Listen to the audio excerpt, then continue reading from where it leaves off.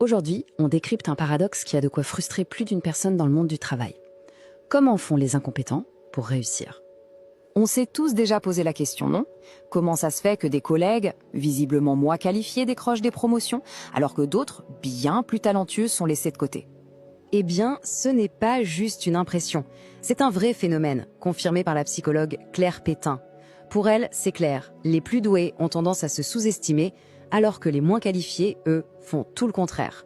En fait, tout est une question de mentalité. D'un côté, il y a les personnes compétentes qui se concentrent à fond sur leurs tâches. Elles espèrent, un peu naïvement peut-être, que la qualité de leur travail suffira.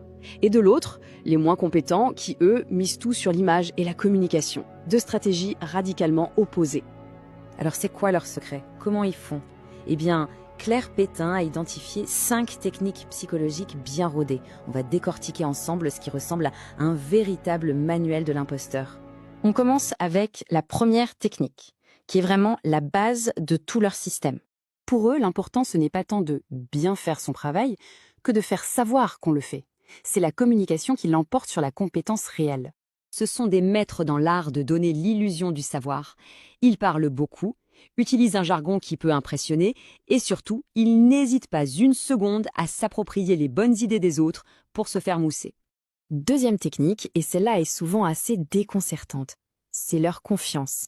Mais attention, cette assurance à toute épreuve, elle ne vient pas de leurs compétences. Bien au contraire, elle s'explique en fait par un biais cognitif très connu des psychologues. C'est le fameux effet Dunning-Kruger. En résumé, c'est l'idée que moins on en sait sur un sujet, plus on est persuadé d'être un expert. Cette certitude absolue leur permet d'imposer leurs idées, alors que les vrais spécialistes, eux, sont pleins de doutes. Et logiquement, cette confiance démesurée mène tout droit à la troisième technique. Rien ne semble les arrêter. Ils se sentent parfaitement légitimes pour s'exprimer sur des sujets qu'ils ne maîtrisent absolument pas. Et oui, figurez-vous que ce comportement porte un nom, l'ultra-crépidarianisme. En parlant avec assurance de tout et de rien, ils créent une illusion d'expertise, là où une personne réellement compétente aurait l'humilité de dire « là, je ne sais pas ». On passe à la quatrième technique. Et là, attention, c'est sans doute la plus toxique pour une équipe. Comment faire pour ne jamais montrer son incompétence? C'est simple, on évite soigneusement toutes les tâches qui pourraient la mettre en lumière. Ça, c'est ce qu'on appelle l'incompétence stratégique. En gros, on fait semblant de ne pas savoir faire pour que quelqu'un d'autre s'y colle.